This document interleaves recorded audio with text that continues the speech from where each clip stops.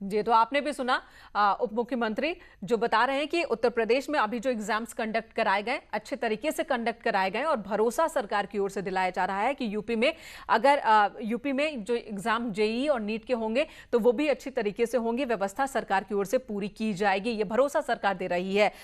कपिल जी, आपका बहुत बहुत धन्यवाद हमारे साथ जुड़ने के लिए। संजय शर्मा, आपका भी शुक्रिया। प्रोफेसर आनंद कुमार जी, आपका भी बहुत बहुत धन्यवाद न्यूज 18 से जुड़ने के लिए। और जो इस वक्त डर है परीक्षा देने वाले बच्चों के मन में, उनके पेरेंट्स के मन में, उस डर को कैडर करने के लिए, उस पर अपनी बात, अपनी राय रखने के लिए। फिलहाल इस वक्त बुलेटिन में इतना ही। ब्रेक के बाद भी न्यूज 18 पर खबरों का सिलसिला जारी है।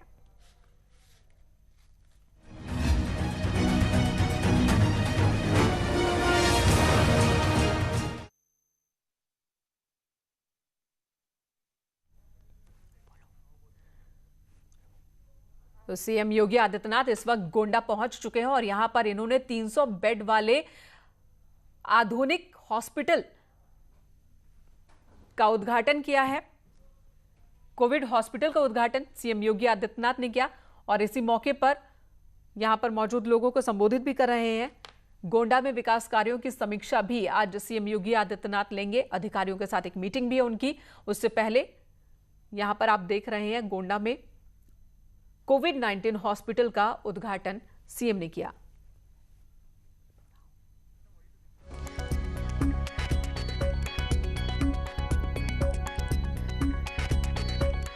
बेड वाले अत्याधुनिक हॉस्पिटल का उद्घाटन सीएम योगी आदित्यनाथ ने गोंडा पहुंचकर किया है। गोंडा दौरा उनका आज का और इसी मौके पर जिले में विकास कार्यों की समीक्षा भी करेंगे सीएम।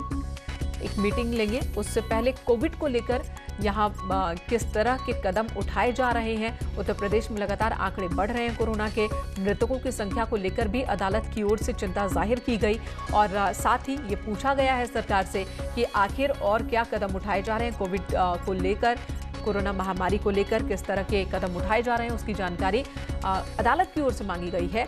और इसी बीच सीएम योगी आदित्यनाथ पहुंचे हैं गोंडा, जहां पर उन्होंने 300 बेड वाले अत्याधुनिक हॉस्पिटल का उद्घाटन किया है। और अब से थोड़ी देर बाद अधिकारियों के साथ मीटिंग होगी सीएम की, जहां पर जिले में चल रहे विकास कार्यों और साथ ही रोजगार के मसले पर किस तरह के कदम उठाए गए जिले में, इस पर भी अधिकारियों से बातचीत करेंगे, जानकारी लेंगे सीएम योगी आदित्यनाथ। समीक्षा मीटिंग थोड़ी देर में होनी है।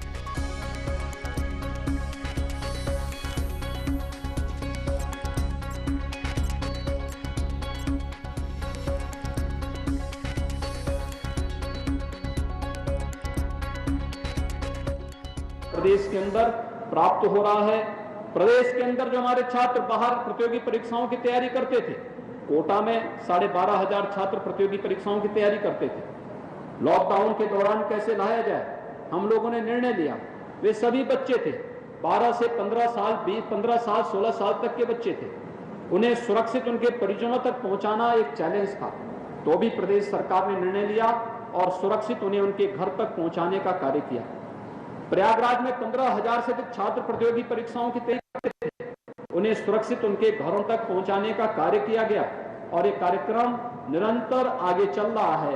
प्रदेश के अंदर पिछले मोदी जी के प्रधानमंत्री 2014 में बनने के बाद से विकास के लिए जिस प्रकार की योजनाएं देश के अंदर चली, उत्तर प्रदेश में 2016 के बाद इसको तेजी के साथ आगे बढ़ाया गया और 2017 में प्रदेश में सरकार आने के बाद आज आप देख रहे होंगे 1947 से लेकर के 2012 तक प्रदेश में केवल 12 राजकीय मेडिकल कॉलेज बने थे और 2016 से 20 के बीच में हम लोग वर्तमान में 30 नए राजकीय मेडिकल कॉलेजेस का निर्माण कर रहे हैं। 2 नए एम्स उत्तर प्रदेश में बन रहे हैं। टेस्टिंग क्षमता के बारे में अगर आप देखेंगे, जब कोरोना का पहला पेशेंट उत्तर प्रदेश के अंदर देखने को मिला था, हमारे पास तब जांच की कोई सुविधा नहीं थी।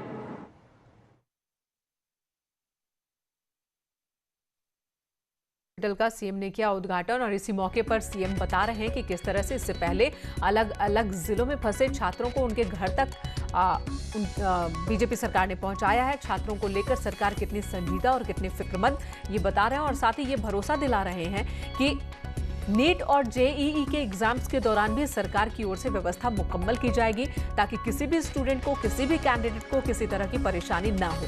ये भरोसा सीएम गोंडा से पूरे प्रदेश के लोगों को दिला रहे हैं। तो यहाँ पर नीट और जेईई एग्जाम्स के विरोध में प्रदर्शन भी चल रहा है। लखनऊ में समाजवादी पार्टी के कार्यकर्ताओं ने प्रदर्शन किया, राजभवन का घेराव किया। कांग्रेस की ओर से भी लगातार ट्वीट पर ट्वीट किए जा रहे हैं और इस परीक्षा का विरोध किया जा रहा है। कहा जा रहा है कि परीक्षा पोस्टपोन हो जानी चाहिए।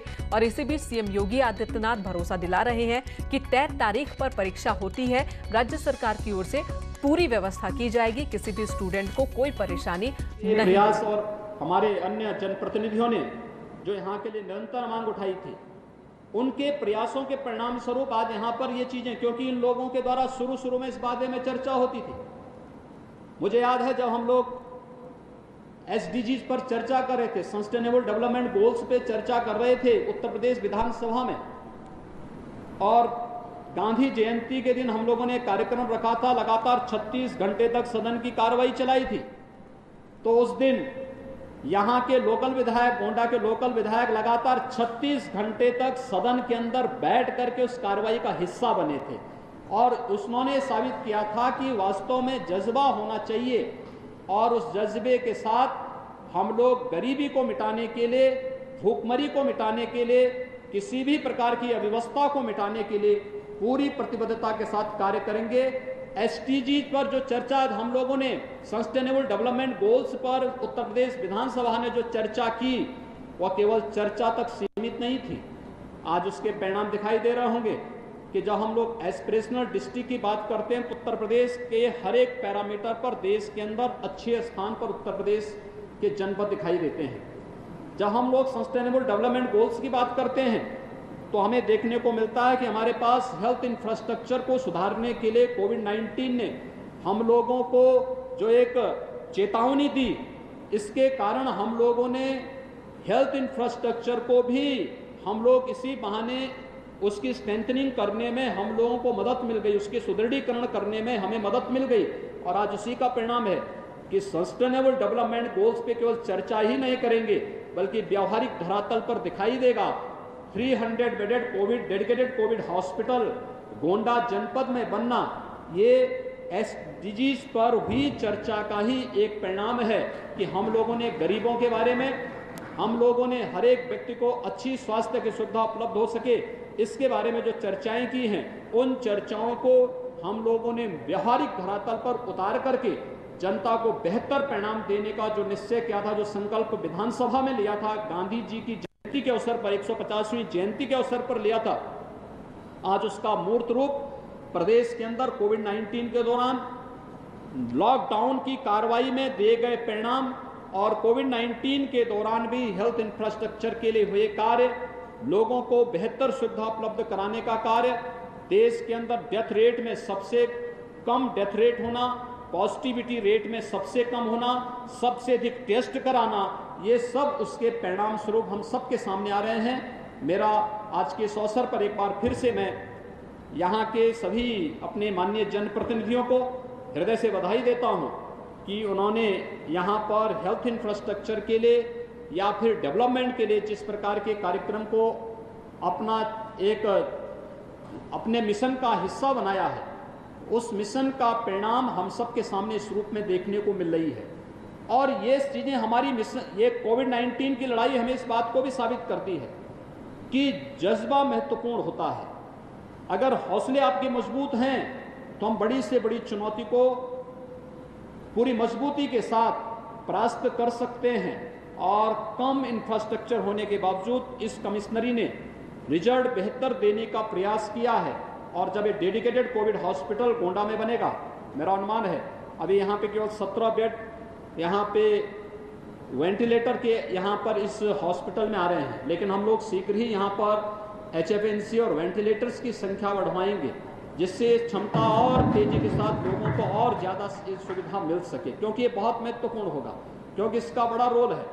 दूसरा, व्यापक जागरूकता इस बात का कि डोर टू डोर सर्वे, जो भी सस्पेक्टेड केस हैं, जितने भी सस्पेक्टेड केस आएंगे, बुजुर्ग हैं, पहले से ही कई बीमारियों से ग्रसित हैं, गर्भवती महिलाएं हैं, कमजोर इम्यूनिटी के हैं, बच्चे 10 साल से छोटे बच्चे हैं, इनमें से जो भी हमें सस्पेक्टेड लगे इनकी तत्काल जांच कराना और जांच कराने के बाद इनका कांटेक्ट ट्रेसिंग भी 24 घंटे के अंदर करके जो भी कोविड पॉजिटिव आए उन्हें अगले 48 घंटे के अंदर हॉस्पिटल में पहुंचा देना।